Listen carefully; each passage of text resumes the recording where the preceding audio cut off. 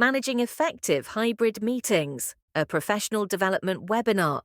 Dr. Marco Bianchi is leading a session on hybrid meeting management. Participants include both in-person attendees and those joining virtually. Welcome, everyone, both here in the room and joining us virtually. Today's session focuses on managing effective hybrid meetings, a format that has been recognized as one of the most challenging to facilitate well. Before we dive in, I'd like to acknowledge that we're experiencing this format right now, so I'll be using our own session to demonstrate some of the techniques we'll be discussing. Let's start by understanding why hybrid meetings present unique challenges. In fully in-person meetings, everyone shares the same physical environment. In fully virtual meetings, everyone experiences the same digital environment. But in hybrid meetings, we have two fundamentally different experience types that must somehow be balanced and integrated. That's exactly the challenge we're facing. In our hybrid meetings, conversations often happen among the in-room participants, and those of us joining remotely feel like observers rather than full participants. Thank you for sharing that experience. It highlights what research has consistently shown. In typical hybrid meetings, remote participants are at a significant disadvantage. They can't see everyone in the room clearly. They miss side conversations and non-verbal cues, and they often struggle to break into discussions. This participation inequality is the core challenge of hybrid meetings. If not actively managed, hybrid formats naturally create a two-tier experience where in-room participants have more presence, voice, and influence than their remote colleagues. I've noticed that even when we try to include remote participants, the technology often gets in the way. Either they can't hear clearly, or we forget they're there, or the discussion moves too quickly for them to jump in. Excellent point. The technology configuration is critical for hybrid meeting success. Many organizations have been investing in room systems designed specifically for hybrid collaboration. But even with advanced technology, we need deliberate facilitation techniques to create equitable experiences. Let me share 7 key strategies that have been proven to create more effective hybrid meetings. First, adopt a remote-first mindset. This means designing the meeting experience primarily for remote participants, then adapting the in-room experience to align with that design. This approach has been shown to create more equitable participation because it forces attention to the remote experience rather than treating it as an afterthought. In practice, this might mean having all participants join the virtual platform individually, even those in the room together. It means deliberately structuring participation to prevent in-room dominance. And it means consistently checking in with remote participants to ensure they can follow and contribute to the discussion. We've tried having everyone join virtually, even when some are in the same room. But then the in-room participants end up having side conversations that remote people can't hear. That's a common issue that needs to be addressed through both technology configuration and meeting protocols. Ideally, in-room participants should use headsets rather than room audio to minimize acoustic feedback while ensuring everyone hears the same audio feed. More importantly, the facilitator needs to establish and enforce a ground rule that all communication happens through the shared channel. No side conversations that exclude remote participants.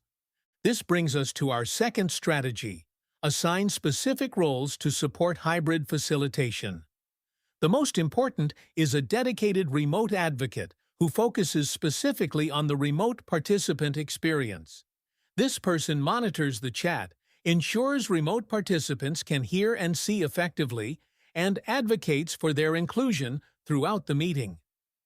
Other helpful roles include a technical support person who can address issues without disrupting the meeting flow, a timekeeper to maintain the agenda, and a note-taker to capture key points and decisions. That makes sense, but it seems like a lot of overhead for regular team meetings.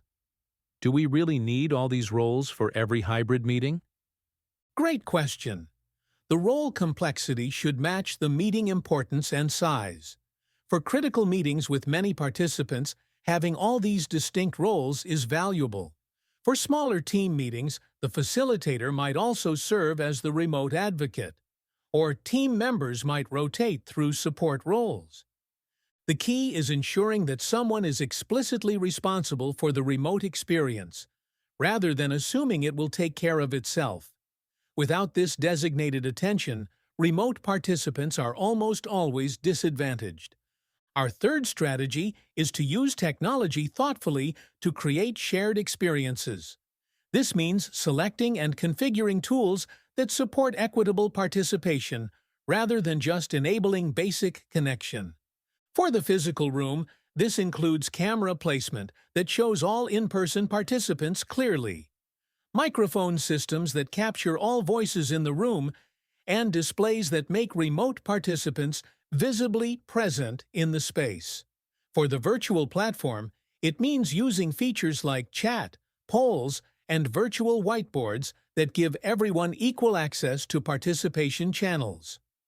We've been using virtual whiteboards in our hybrid meetings, and they've been really helpful for getting input from everyone equally. It's one of the few times I feel like remote participants have the same opportunity to contribute. That's an excellent example of how digital collaboration tools can actually create more equity than traditional in-person methods. A physical whiteboard in a meeting room naturally privileges those in the room, while a virtual whiteboard gives everyone equal ability to contribute regardless of location. This points to our fourth strategy. Leverage digital collaboration tools even when some participants are in the same room. Shared documents, collaborative whiteboards, polling tools, and digital feedback mechanisms create parallel work channels that don't depend on speaking time, which is typically where participation inequality is most pronounced in hybrid meetings. But doesn't that reduce the benefit of having people in the same room? If everyone is just working on digital tools, why bother with the in-person component at all? Another excellent question. The in-person component still offers significant benefits in relationship building, complex discussion, and certain types of creative collaboration. The key is being intentional about when to leverage physical co-presence versus when to use digital collaboration. For example, you might use a digital whiteboard for initial idea generation to ensure everyone contributes equally, then shift to in-person discussion for refining those ideas, while ensuring remote participants remain fully included through careful facilitation. This brings us to our fifth strategy. Structure the agenda specifically for hybrid effectiveness. This means designing shorter segments with clear transitions, incorporating more frequent check-ins with remote participants, and alternating between different interaction modes to maintain engagement across both in-room and remote experiences. Effective hybrid agendas typically include explicit participation mechanisms rather than open discussion, especially for larger groups. Techniques like round-robin input, structured go-arounds, or designated response periods help prevent the natural dominance of in-room voices while ensuring all perspectives are included.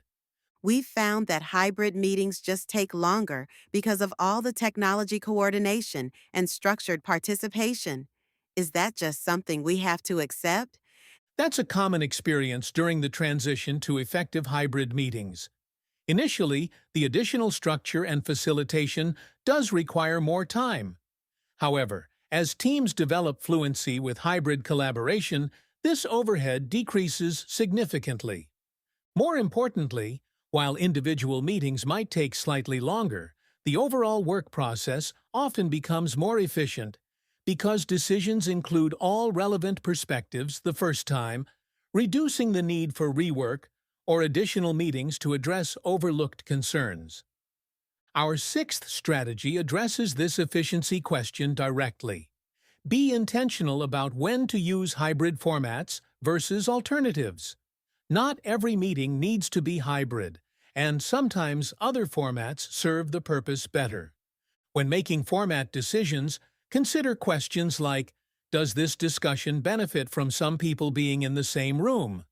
Could this be handled asynchronously instead of in a meeting at all? Would a fully virtual meeting actually be more equitable than a hybrid approach for this particular purpose? Organizations with the most effective hybrid work models have clear guidelines about which activities are best suited to which formats, rather than defaulting to hybrid for everything simply because some team members are remote. What about time zones? In our global team, we often have hybrid meetings where remote participants are joining very early or very late in their day. How should we handle that? Time zone equity is indeed another important consideration in hybrid and virtual collaboration. Our seventh strategy addresses this. Create balanced inconvenience across the team rather than having the same people always accommodating others. Practical approaches include rotating meeting times so the burden of early or late hours is shared, recording meetings for asynchronous consumption when live participation isn't possible, and being especially mindful of participation support for those joining outside their normal working hours. Some teams also implement core collaboration hours that overlap across time zones for synchronous meetings, with other work happening asynchronously.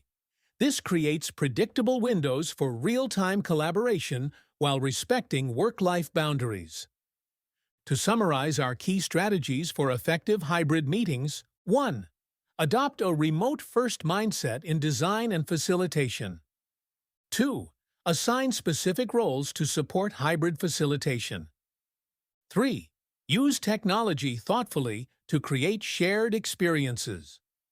4th, leverage digital collaboration tools for equitable participation. 5. Structure the agenda specifically for hybrid effectiveness. 6.